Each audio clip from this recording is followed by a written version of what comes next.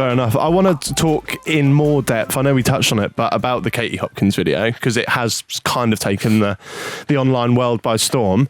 Where did that, can you remember the moment that one of you or both of you had the idea? Where did that stem from? Josh said, I want to hit Katie Hopkins. Right. And I was like, no, she's not famous enough. And then it kind of, that was ages ago. Did you genuinely think she wouldn't be a big enough? At that time, I wasn't convinced she was a big enough target or a big enough fish for, at that point, it was our YouTube audience I didn't think would care about Katie Hopkins. Really? And then we started doing this different videos and then he brought it up again and I was like, yeah, it was great when you first said it. I can't believe I was being such a dick. Yeah. And then she put up a tweet saying that gay people shouldn't be allowed to have PrEP, the drug that you can take that prevents you getting HIV, right, on the NHS. And just like lots of other crap that was just usual shit. Yeah. And so we morally justified it to ourselves. Yeah, then I was in South Africa at the time, and Archie I knew was coming out later. So I said we should try get her to South Africa, and Archie had the very fun idea of presenting her with a very special award.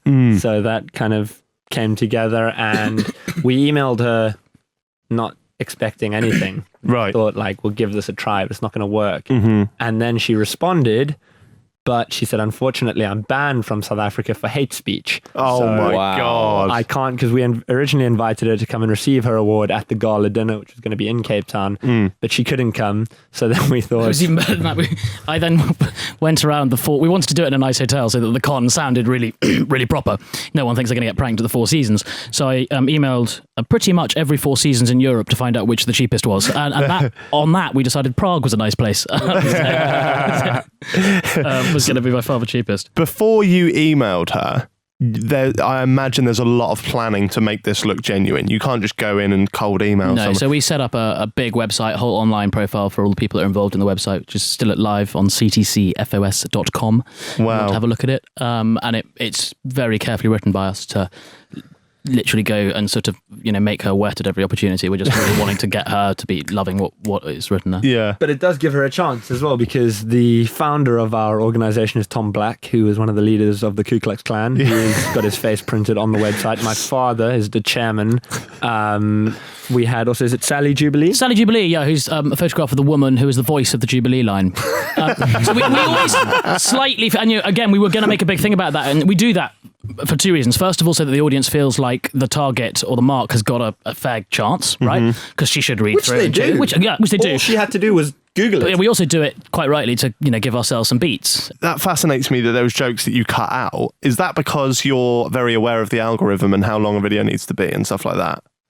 Yeah, I think it was just, we wanted it to get to that dinner as quick as possible because it was just so good that we didn't want to lose people before the dinner because we just knew how good it was. And I think we always aim for 10 minutes because that just seems to be what works on YouTube. But we won't go over to, if it's not funny, it goes. Yeah. That's the rule. Yeah. If it's not really fucking funny, it doesn't happen. But we do try extend things if we're short of footage to get to 10 minutes because that seems to work on YouTube. Yeah. Yeah. Did you get that video monetized? Because it said it in the thumbnail, didn't it? Yeah, but the thumbnail we did... It was asterisk. So the thumbnail we asterisked the it didn't say a word, it just said campaign to unify the nation trophy. Just use funny font. But monetized. But so we do think about that quite carefully, obviously otherwise the business doesn't work. Yeah. So we spent a lot of time thinking about that. On the day it was uploaded, Katie was banned from Twitter by Twitter. Yeah. At about 2:00 in the afternoon, I got a text from a journalist friend of mine saying who knew what we were up to, saying she's getting banned from Twitter. Press release is embargoed till before the news is going to come out. And I was like, Josh, we've got to get this out tonight. So we literally had like two computers going, rushing the edit out. Oh, so that was a massive positive for you. Yeah, well, caught a break. Big certainly. part of luck came into it because I think it would have done well and it would have been a big thing. But I don't know if it would have gone that big on Twitter had she not been banned that day. I think we were so lucky with that because the fact that she'd been banned from Twitter that day and then someone had put a photo up like we did, that just made it. Because the photo went mental as well, didn't it? Yeah, that on Twitter went crazy. Yeah. So that was just, and that's just life sometimes. Like, that was just a massive fortune for us that happened. Did you already have the video finished, waiting to go out? No, we were literally there in his flat with me on one laptop, him on another, me writing voiceovers. Oh. Like, Josh, record this, record... It was a little bit like editing Big Brother in the days. Like, we're TXing in 10 minutes, get the fucking thing going. Wow. It's really fun. We intended to put it up on the Saturday and we were going to edit the whole Thursday, but we weren't going to finish. We had so much to do. I already started drinking beer. Yeah. I was at the end of the day. And then we saw that this happened, so we were like, shit, we have to get this up tonight. And then I think I got up at like just after 9 or something. Yeah. Fucking And hell. then Piers Morgan retweets it, and then did he? James O'Brien from LBC retweets it, and then then lots of celebrities, Stormzy, and once it gets that traction on Twitter, which has only come really because of she was banned that morning, so she was already a big trend. Yeah. So, when you combine good content with a bit of luck like that, it's gonna go. Well, how tedious was it for you having to make the website and all of that, or do you find that quite fun? I love that bit. Yeah. Do you? Yeah, it's a big magic trick. The whole thing is a big magic trick. That's all it is. Yeah. Was there a moment fun. during all of it where you went, this is worth it? When she was the dinner. the dinner. Muslims raping their own mother. The speech. was The speech was The mental. speech was horrific. The whole dinner was hilarious because Josh and I sat next to her and just had to pretend to be racist for 2 hours. Yeah. And that was- Talk us through that then. So what was it like the moment you met her? Where were you? I know you saw her, you basically pitched outside a hotel room. Yeah. But what was the moment you actually The introduced? moment I saw her was, the plan was for me to meet her upstairs. The dinner room was downstairs at the Four Seasons. She arrived like 20 minutes early and walked straight into the room. So I was on a ladder putting a microphone in the roof. I was briefing actors at the time. Yeah. Right, yeah. And she said, "Oh, hello, what are you doing up there?" And I said, "Oh, Katie, how nice of you to join us. I was just fixing a light," or whatever I said. And then I met her. She, in person, was someone you could definitely get along with. She came across as a nice person, but some of the things she said, you just knew, like, she wasn't just saying the things she says publicly for clout. She is actually that bad of a person. Wow. But when you get her onto non-political or contentious subjects, she's really charming. So if you're talking about the weather or the football or anything like that, she's really nice. But then she was like, at one point she turns to me and goes, "So what do you think about multiculturalism?"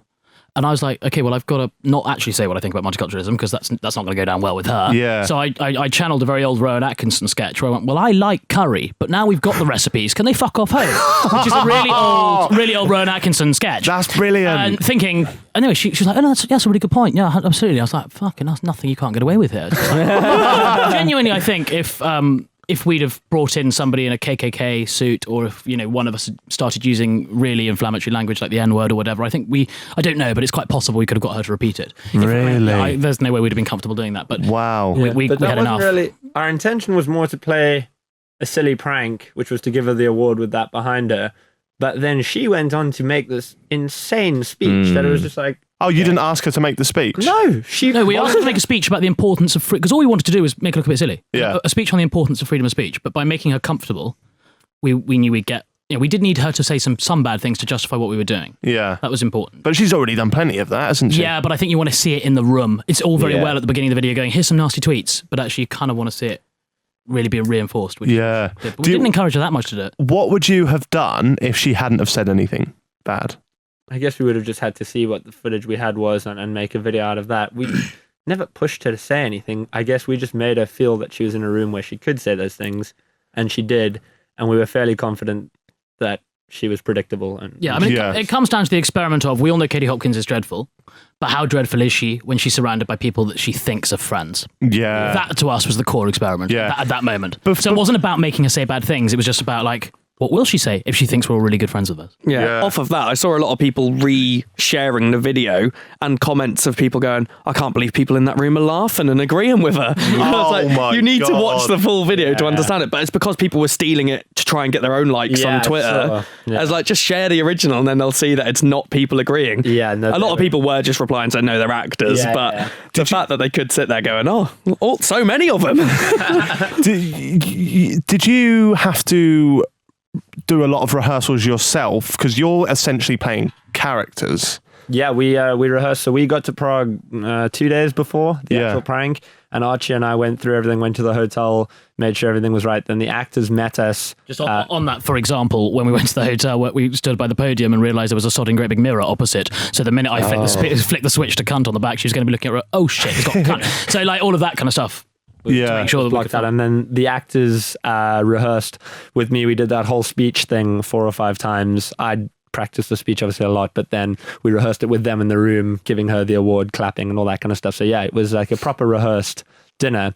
It was surreal doing that whole thing because we were playing out the scene, but we were meant to just be pretending like we're having a normal dinner, and she thought we were having a normal dinner, but it all felt really strange. She, the great joy of this prank was there's some great footage actually of her. She left the building having absolutely no idea, which means that her lawyers don't get a chance to, because everything we do is legal. She signed a release form. We're always above the right side of the law, but she's just literally sort of skipping out of the hotel, holding her trophy. And just tell her about your favourite comment. Tell them about your favourite comment. Oh yeah, that's the funniest thing I've seen. Was a comment on the video is just, I'm loving the thought of imagining Katie at home watching this video, slowly, dejectedly getting up, taking her trophy off the mantelpiece and putting it in the bin. Because she walked home with it like she walked home kind of waving us off, being Wow. So wow. Yeah. Did you feel bad? No. Not at all. I think this is really important. It's a question we get asked a lot. Yeah. I think it's really important to understand this is a woman who has monetized hatred. She's gone around attacking minorities and people who are really struggling. She absolutely loathes everything about this country, which most right-minded people think is a good thing. She's, anyone who's monetizing what she says and how she says it, fuck them. We aim to make her look silly. That's what we aim to do. She effectively did the damage herself.